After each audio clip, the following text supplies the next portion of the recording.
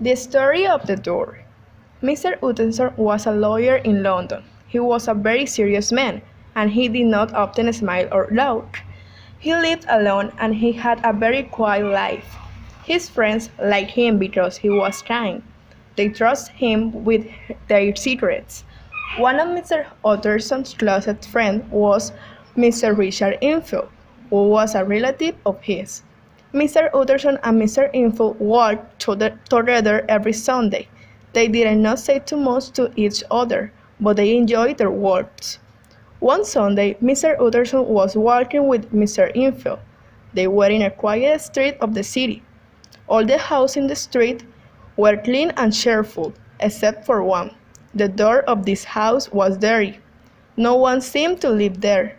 Mr. Enfield looked at the house for a moment, and then he said to Mr. Utterson, "Do you see that house? I know a strange story, and that house is part of the story." Oh, said Mr. Utterson. what is the story?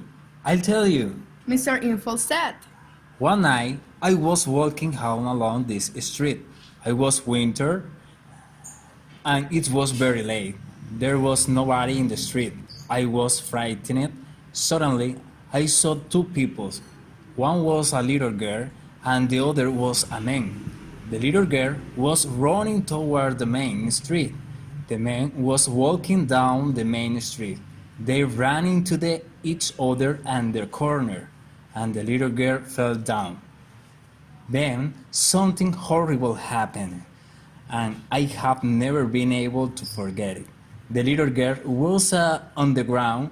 The man continued walking. He walked right over the girl's body. She began to scream and cry. It was very frightening the way he walking over her. I went after the man and I brought him back. He was a small man, I remember, and there was something strange about him. I hated him the moment I saw him. I don't know why. When we came back to the little girl, there was a crowd in the street. The girl's family was there. There was also a doctor. Everybody was very angry. The girl was all right, but she was crying. Her family was very angry with the man. I hate the man, and I could see that everybody hated him. We all wanted to kill him. We decided to punish him. I told him that he had done a horrible thing. We will tell everybody, I said. You will have no friends when they know what you did tonight. The man was frightened. He told him to pay the girl's family some money. He told him to give the family £100. It was a lot of money. Very well, Agreed the man. I will give the family £100. It was late at night. Mr. Enfield told Mr. Utterson, It's difficult to find £100 in the middle of the night. We went with the man, and he came to this old house. He opened the door with a key. He went inside, and he came out with the money. He had £10 in notes and a check for £90. The check was not his, it was signed by another man. The other man is very well known in London. This is very strange, I thought. Perhaps the check is a forgery. I told the man my suspicion. Ha ha ha. He laughed at me. You don't trust me? He said, I'll stay with you till the bank opens. So the man stayed with us. Mr. Enfield went on. And in the morning, we all went to the bank. The bank paid the check. It was not forgery after all. Oh, Said Mr. Utterson sadly. I know what you are thinking. Mr. Enfield said, How was it possible for this terrible man to be a friend of a bank what wrote the check? Perhaps the terrible man is blackmailing him. Mr. Utterson looked at the house again. Then he asked Mr. Enfield a question. The man who wrote the check, he asked. Does he live in that house? The man who wrote the check. He asked. Does he live in that house? No, Said Mr. Infield. he doesn't live there. I discovered that later. He lived somewhere else. So, who actually lives in the house? Mr. Utterson asked. I don't know. Mr. Infield said. I didn't want to ask too many questions. I don't like asking questions, but I know that the strange man uses the house very often. I have seen him come in and go out. Mr. Utterson was silent for a moment. Then he said, I agree with you. It is best not to ask questions. I agree with you. It is best not to ask questions sometimes. But tell me, do you know the name of this strange man? Yes, answered Mr. Infield. his name is Mr. Hyde. What is he like? Asked Mr. Utterson. He is small, Said Mr. Infield. and there is something ugly about him. I hate him the moment I saw him.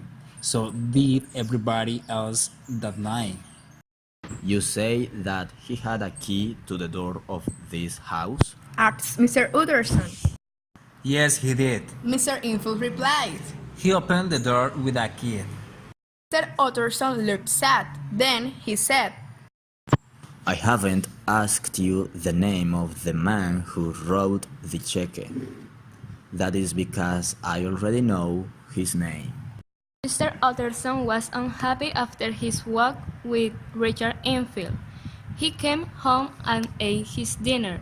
Then he went to the safe. He took out a large document. The document was Dr. Jekyll's will. Mr. Utterson read the will carefully. Dr. Jekyll's orders were clear. He left his money to his friend Mr. Edward Hyde. Mr. Utterson did not like this part of the will. There was another part of the will which he did like. If Dr. Jekyll disappeared or went away, Mr. Hyde could have all his money. Secret here. Mr. Utterson decided. Why does Dr. Jekyll want to give his money to this Mr. Hyde? Dr. Jekyll is a good man, and this Mr. Hyde is a terrible man. And what does disappearance mean? Why does my friend think he's going to disappear? I'll find out the truth. Decided to visit Dr. Lennon. Dr. Lennon was also a friend of Dr. Jekyll, Perhaps he knows something. thought Mr. Utterson. Dr. Lennon was happy to see Mr. Utterson. They talked together for a while. Then Mr. Utterson said, We have all been friends for a long time. You and I are Dr. Jekyll's oldest friend, I suppose. I suppose we are. Dr. Lennon agreed. But I don't see Jekyll often these days. Said Mr. Utterson. I thought you had the same interest. No, Replied Dr. Lennon angrily. I don't like Henry Jekyll's ideas about science. He has some very strange ideas. We don't see each other often. Tell me, Said Mr. Utterson. do you know a man called Hyde? Dr. Lennon thought for a moment. Hyde? He asked. No, I don't know the name. Mr. Utterson returned home after he visited to Dr. Lennon. He could not sleep that night. He was worried about his friend. He remembered Mr. Infield's story about Mr. Hyde and the little girl. I want to see this Mr. Hyde. He decided. I want to know about his friendship with Henry Jekyll. Mr. Utterson went back to the old house very often now. He waited in the street and he hoped to see Mr. Hyde. He went there every day, but Mr. Hyde never came. One night, Mr. Utterson was in the street outside the old house. He heard someone in the street. Then he saw a man. Mr. Utterson followed him and then spoke to him. Are you Mr. Hyde? He asked. The man seemed frightened for a moment. Then he looked at Mr. Utterson angrily. I am Mr. Hyde. What do you want? I see that you are going into this house. Said Mr. Utterson. I am a friend of Dr. Jekyll. Perhaps you will ask me into the house. Jekyll is not at home. Mr. Hyde said. I am glad we have met. Mr. Utterson said. I shall know you again. It might be useful. I am glad we have met too. Said Mr. Hyde. He gave Mr. Utterson a piece of paper with his address written on it. He's thinking of the will. Mr. Utterson thought. He's glad we met because of the will.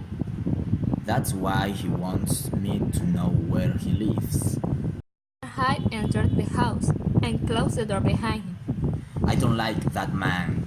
Thought Mr. Utterson. There's something very strange about him. Poor Henry Jekyll. Why have you got a friend like that? The lawyer walked to the end of the street and turned to the corner.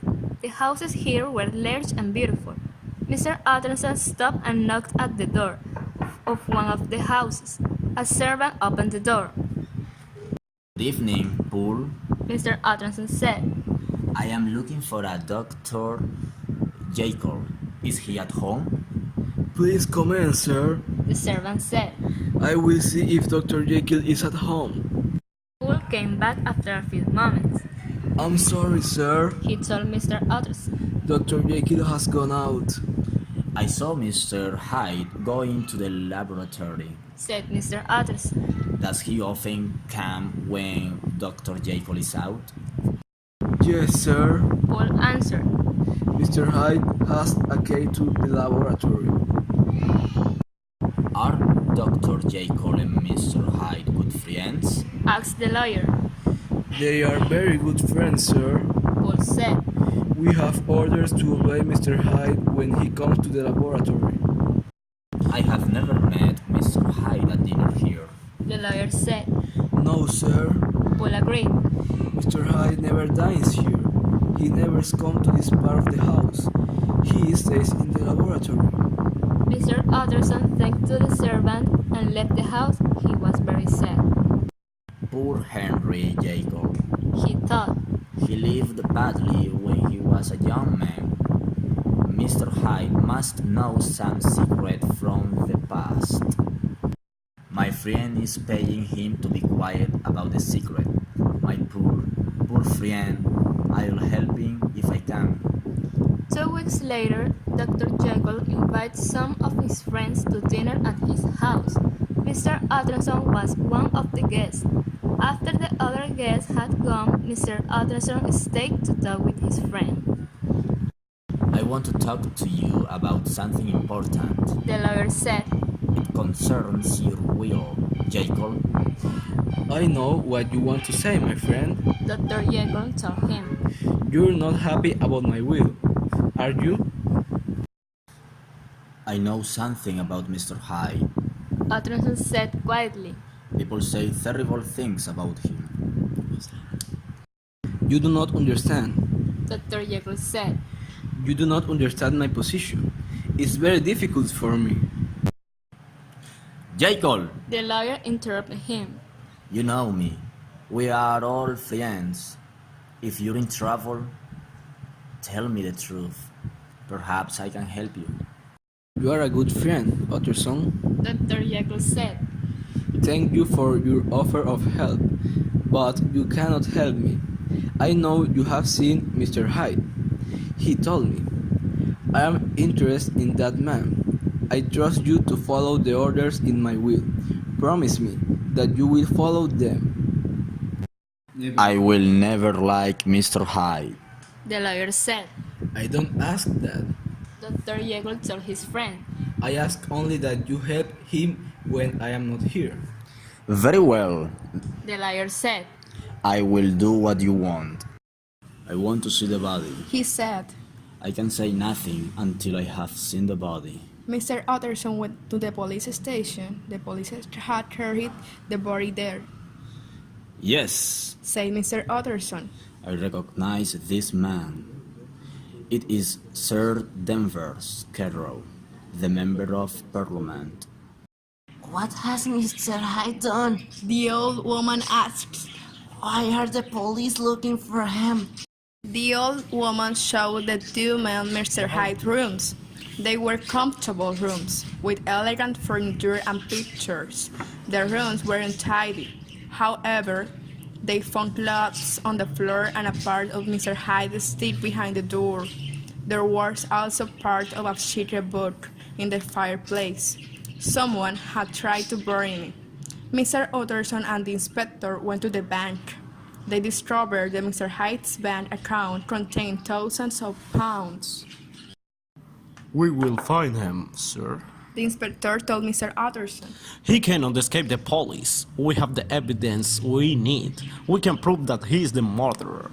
We have his stick, and we know where his bank is. We will wait for him to go to the bank. We will put up pictures of him all over the city. It was not easy to find pictures of Mr. Hyde. He had no family and he had no friends. There was no photograph of him anywhere. The people who had seen him could not describe him. Everybody agreed that he was small and ugly, but no one could describe him accurately. It was late in the afternoon when Mr. Utterson arrived at Dr. Jekyll's house. The servant pulled took the lawyer through the main part of the house to the laboratory. It was the first time Mr. Utterson had been to Dr. Jekyll's laboratory. He looked at the scientific apparatus with curiosity. Have you heard the terrible news? He asked his friend. Dr. Jekyll looked very unhappy. Yes, He said, everybody is talking about this murder. Listen to me. said the lawyer slowly. Caro was my client. You are also my client. I want to understand exactly what has happened. Are you hiding Mr. Hyde? I will never hide again. The doctor cried. I promise you, my friend, I have finished with that man, but he doesn't need my help. He has gone, and no one will find him. You seem very certain. Mr. Utterson said. I am certain. Dr. Jekyll told him. No one will see Hyde again, but there is something else. I need your advice. I have received a letter, and I don't know what to do with it. Will you advise me?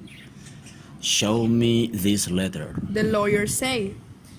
Dr. Jekyll gave the lawyer a letter. It was written by Edward Hyde. In his letter, Mr. Hyde thanked Dr. Jekyll for his friendship. He said that he was sorry for what he had done, and that he was going away. Where is the envelope? Asked Mr. Utterson. I burned the envelope, Dr. Jekyll told him. but the letter was not posted. Someone came to the house and left it here. I shall think about the letter. Mr. Utterson said. One other thing. Was it Mr. Hyde who made you write the will? Dr. Jekyll looked at his friend. He said nothing, but he nodded his head. I thought it was him. The lawyer cried. He planned to murder you. He wanted your money. When he was leaving the house, Mr. Utterson spoke to Paul for a moment. Someone came with a letter for Dr. Jekyll today. He said. What did the man look like? No one came with a letter, sir. The servant told him. Then the letter arrived at the laboratory and not at the house. Mr. Utterson talked. That is why Paul did not see the person who left it. That evening, Mr. Utterson sat with Mr. Guest, his head clerk and friend. This murder of Sir Danvers Caro is very sad. The lawyer said. It is, indeed. Mr. Guest agreed. It is terrible. The man who killed him must be mad. You are an expert on crime and detection. Mr. Utterson said. I have a letter from Mr. Hyde. Please look at it and tell me about the writer of the letter. Do you think he is really mad? Mr. Utterson took out of Mr. Hyde's letter and passed it to Mr. Guest. Mr. Guest studied the letter for a few minutes. Then he said, Well, sir, the writer of this letter is not mad, but his writing is strange. I know this writing. I am sure I do. Mr. Guest picked up the letter from Dr. Jekyll. He put it next to the letter from Mr. Hyde. I thought so. He cried. The same man wrote these two letters. I am sure of it. I don't think we should talk about this to anyone. Mr. Utterson said. No, sir. Mr. Guest agreed. I understand. When he was alone again, Mr. Utterson put the letter from Mr. Hyde into his safe. He was very unhappy. Henry Jekyll forgot a letter for a murder. He thought. What have you done, my old friend? And why are you protecting Hyde? Time passed, and the police continued their search for Mr. Hyde.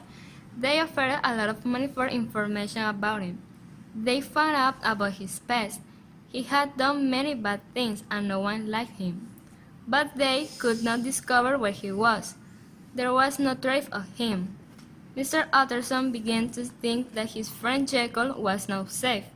He was happy that Mr. Hyde had disappeared. He saw that a new life was beginning for Dr. Jekyll. The doctor saw his friends again, and he seemed cheerful and contented. For 2 months, Dr. Jekyll saw his friend nearly every day. On the 8th of January, Mr. Utterson had dinner at Dr. Jekyll's house. Dr. Lennon was one of the guests. Mr. Utterson called at his friend's house, again on the 12th of January. Poole said that his employer was not at home. The lawyer returned on the 14th. The doctor is at home, Poole told him. but he cannot see anyone. He is ill.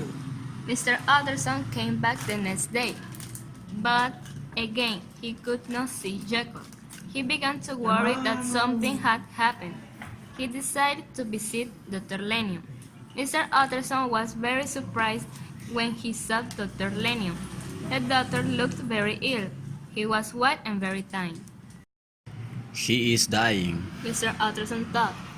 He is a doctor. He must know he is dying. How sad it is. I have to have a terrible check. Dr. Lennon told him.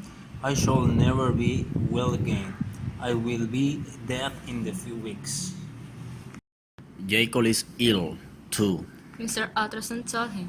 I have been to his house, but Poole says he is ill. Have you seen him? Dr. Lennon's face changed. I will not speak about that man. He said. I don't want to speak about that man to me. Never mention his name to me again. To me, Jekyll is a dead man. We have all been friends for a long time. The lawyer said. We have all been friends for a long time. The lawyer said. Can we do nothing for Jekyll? We can do nothing for him. Dr. Lennon said. Ask him yourself. He won't see me. Mr. Utterson said. Dr. Lennon looked at the lawyer very seriously. When I am dead, Utterson, He said. you may learn the truth of this matter. I cannot tell you now. Please don't talk to me anymore about Jekyll. When Mr. Utterson got home, he wrote a letter to Dr. Jekyll. He asked what was wrong with his friend, and he asked him why he had quarreled with Dr. Lennon. The next day, he received a reply from Dr. Jekyll. In his letter, the doctor told him that he had decided not to see anyone in the future. He said that he could not explain the quarrel with Dr. Lennon. You must allow me to be alone. He wrote. I have done a terrible thing, and this is my punishment. Mr. Utterson did not understand Dr. Jekyll's letter. Suddenly, his friend was safe. Now that Mr. Hyde was gone, what did he talk about a terrible thing and punishment? Mr. Utterson began to think his friend was mad. Dr. Lennon died about 3 weeks later, and Mr. Utterson went to the funeral. He was sad at the loss of his old friend. The night after the funeral, Mr. Utterson received a large envelope. The reading was Dr. Lennon's. It said, "Private, for Mr. Utterson." The lawyer opened the envelope. It contained a second envelope. The writing on the second envelope said, "Open after the death of disappearance of Dr. Henry Jekyll," Disappearance? thought Mr. Utterson. What does that mean? Then he remembered the words of the doctor's will. There was something about disappearance in the will as well. Mr. Utterson wanted to open the mysterious letter to discover the truth. But he was a lawyer, and he decided to obey Dr. Lennon's instruction. He put the letter in his safe. Mr. Utterson went to Dr. Jekyll several times, but he never succeeded in seeing Dr. Jekyll. Pull away Stonehill, the same thing. Doctor is in the laboratory, sir. He will not see anyone. It seems that the doctor spent most of his time in the laboratory now. He slept there sometimes, according to Paul. Soon, Mr. Utterson stopped going to his friend's house. It was useless. Dr. Jekyll did not want to see him. The doctor did not want to his help. On Sunday afternoon, Mr. Utterson was walking with Mr. Infield, as usual. When they came to the old house, Mr. Infield said, That story is finished. No one will ever see Mr. Hyde again. I hope no. Mr. Utterson told him. But did I ever tell you that I saw Mr. Hyde once? You remember that you said you hated him when you saw him? I had the same feeling myself. Everybody who saw Hyde hated him. Mr. Infield replied, But you never told me that this old house is Dr. Jekyll's laboratory. I discovered that later. So you know that now, do you? said the lawyer. I'm worried about Jekyll. Let's take a look, shall we? Last night, Mr. Utterson was at home one evening when Dr. Jekyll's servant came to the house. Good evening, Paul. The lawyer said. What can I do for you? He looked at the servant for a moment. Paul was very white and frightened. What's the matter? Asked Mr. Utterson. Mr. Utterson, Paul said, there is something wrong at Dr. Jekyll's house. I'm very worried. Mr. Utterson gave the man a glass of wine. Drink this He urged. and try to be calm. Tell me everything. Why are you afraid? I think something was happened to the doctor. Paul said. Something has happened to Dr. Jekyll? What do you mean? Demanded Mr. Utterson. I want you to come to the house, sir. Paul said. Then you can see for yourself, sir. Mr. Utterson walked to Dr. Jekyll's house with the servant. It was a cold March night. The wine was strong. The streets were empty and Mr. Utterson was nervous. He was sure something bad happened. The two men reached the house. Paul knocked on the door. Another servant opened the door and Mr. Utterson entered the house. All Dr. Jekyll's servants were standing in the hall. They looked frightened. One of the servant girls began to cry. Yet, Paul told her angrily. Then he turned to Mr. Utterson. I'm sorry, sir. They are all afraid. He explained. Will you come with me, sir? I want you to hear something. Please be very quiet. The servant led Mr. Utterson through the house to the laboratory. Then he spoke again. If Dr. Jekyll asks you to come into the laboratory, you must not go. Paul knocked on the door of the laboratory and called out. Mr. Utterson is here, Dr. Jekyll. He wants to see you, sir.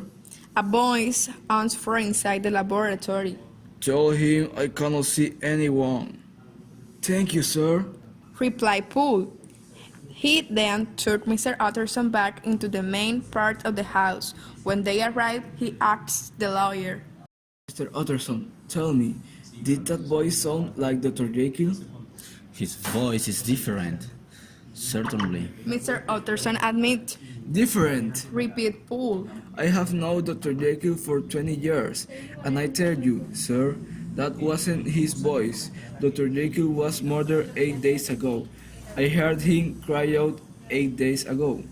But who is in that room and why he stays there, I don't know. This has no sense. Mr. Utterson said, Why should anyone kill Dr. Jacob and stay in the same room with the body? You must be wrong.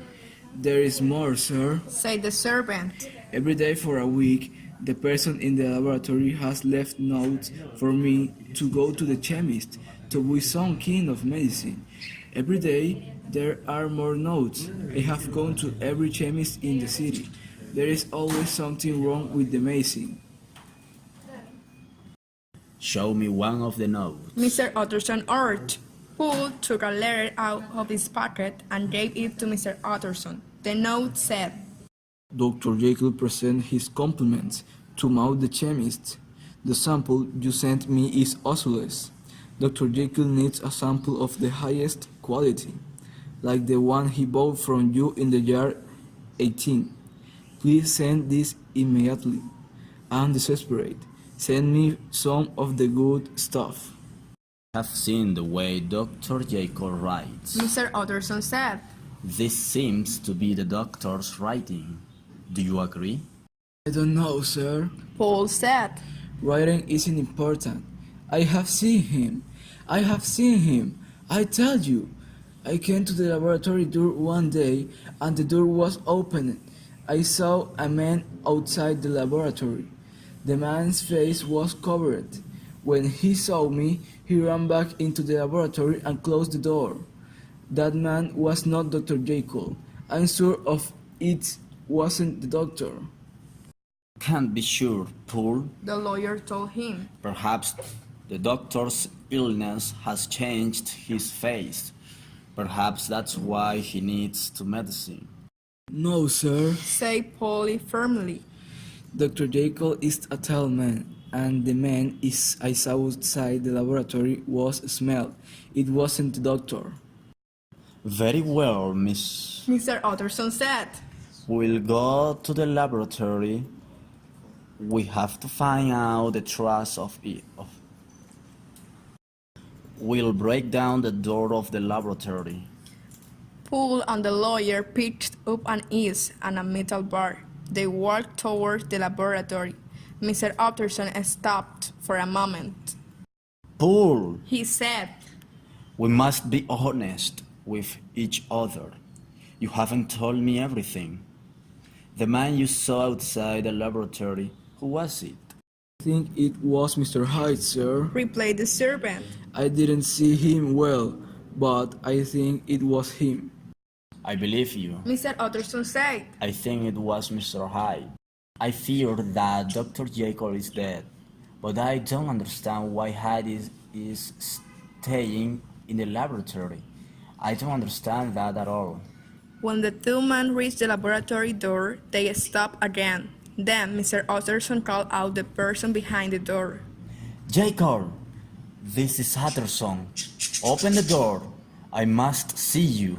A voice from behind the door answered the lawyer's strawman. Mr. Utterson took his friend's papers and began to read them. One of them was a new will. The new will gave all the doctor's money to Mr. Utterson. I don't understand. Mr. Utterson said to Poole, Hyde has been here in the laboratory for a week. Why didn't he destroy this new will? Then the lawyer picked her up another paper. This is a letter from Dr. Jekyll, He showed to Poole. and look at the date on it. He wrote it today. He must still be alive. Poole, The lawyer read the letter quickly. It said, My dear Utterson, I will not be here when you read this letter. I know the end is near.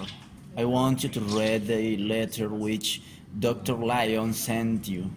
Then I want you to read my confession. Your unhappy friend, Henry Jekyll. There is another paper here. Poole told Mr. Utterson. He passed a large document to the lawyer. Do not talk about these papers to anyone. Mr. Utterson told to the servant. I'll read them and then I'll decide what to do. I'll return here before midnight. Then we'll call the police. Dr. Lennion's narrative. When Mr. Utterson arrived home, he went to his safe. He took out Dr. Lennion's letter. He looked at the envelope, opened after the death or disappearance of Dr. Jekyll, I don't think Henry Jekyll is dead, thought Mr. Utterson. but he has certainly disappeared. Now is the time to read this letter. Mr. Utterson opened the letter and began to read. This is what the letter said. 4 days ago, on the 9th of January, I received a strange letter from Dr. Jekyll. You must read this letter if you want to understand what happened afterwards. Dr. Jekyll's letter to Dr. Lennion was also in the envelope, and the lawyer read it. It said, Dear Lion, you are one of my oldest friends. We have quarreled, but I still see you as a friend. I am writing now to ask you to do something for me. It is very important. I want you to go to my house tonight. My servant Poole will be there. He knows you're coming. You and Poole must break down the door of my laboratory. Go into the laboratory alone. And from the fourth drawer of the cabinet, take the powders and a book that you will see there. When you have the powders and the book, go home immediately. At midnight, a man will come to your house. Please give him the things from my laboratory. This is all I ask you to do. If you want an explanation, the man will give you one. Please do what I ask, Lion. It will save your old friend, Henry Jekyll. Dr. Lennion's letter continued. I thought Dr. Jekyll was mad, but I decided that I should do what he asked. All the same, I went to the doctor's house that night and Poole and went to the laboratory. He broke down the door and I entered and I found the cabinet and I took off the drawer with the powders and the book and I took it home with me. While I waited for the man to come at midnight, I looked at the book. It seemed to be a record of the doctor's experiments. I didn't understand what the doctor's experiments mean. At midnight, there was a knock at the door of my house. I went to the door and opened it. There was a small man standing outside. Are you Dr. Jekyll's friend? I asked him. He moved his head. I asked him into the house. He was an ugly little man, and I did not like him. I remember that his clothes were too big for him. The man was very impatient. Where are the powders? He asked him. Had you got them? Be patient, I told him. Sit down for a moment. I'm sorry, the man said. Dr. Jekyll sent me here. The business is urgent. I get the powder to the man. He mixes them together in a glass, and they change color. The man then looked at me. You not have a choice, he told me. I can leave the house now, and you will never know what this business is about. or I can stay and you will know everything. If I stay, you will see something new and very terrifying. Stay, I replied. I want to see the end of this mystery. Very well, the man said, but remember Lenny. But what you, what you see now is a secret. He then drank the content of the glass. He cried out and almost fell to the door. Then his body began to grow and change. The next moment I covered my face in a horror. No, I cried out, no. The small man who drank the powder had disappeared. There in front of me stood Dr. Jekyll. He told me the whole terrible story. And even though it frightens me, what he told me made me ill. I have never slept since he told me. His story was wicked, and I will not tell it to you. Utterson, I will just tell you one thing that I learned from Dr. Jacob, the small man who came to my house that night was Edward Hyde, the murderer. Hasty legend. Harry Jekyll stated, Mr. Utterson put down Dr. Lennon's letter. He picked up the paper from Dr. Jekyll's laboratory and began to read. This is what he read. I, Henry Jekyll, was born in 18. I had money, I was intelligent, and I liked to work. My future seemed happy and rich. When I was young, I wanted to be respected by my friends. I pretended to be a very serious man. I was not like other young men who drank together and enjoyed themselves. I enjoyed myself, but I kept my pleasures a secret from others. In public, I was a good man. Privately, I was a bad one. I studied science and I became certain that all human beings are like me. Everyone has two parts, a good part and an evil part. No one be happy because these two parts of nature fight against each other. In my stories, I try to separate these two parts. I want to create two identities. One identity would be for the good part of myself. The other identity would be for the evil part. I thought each identity would be happy. The good part would be completely good, and the evil part would be completely evil. I worked for many years to find out how to create these new identities. I bought some special powders from a chemist in the city. Then, one night, I mixed the powders together. I drank the mixture and immediately I felt ill. Suddenly, I was a different man. I looked at myself in the mirror. I was younger and smaller, and I was completely wicked. Nothing was important to me, except the pleasure. I had become Edward Hyde.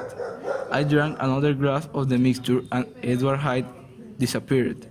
Instantly, I became Dr. Jekyll again. I could now change whenever I wanted.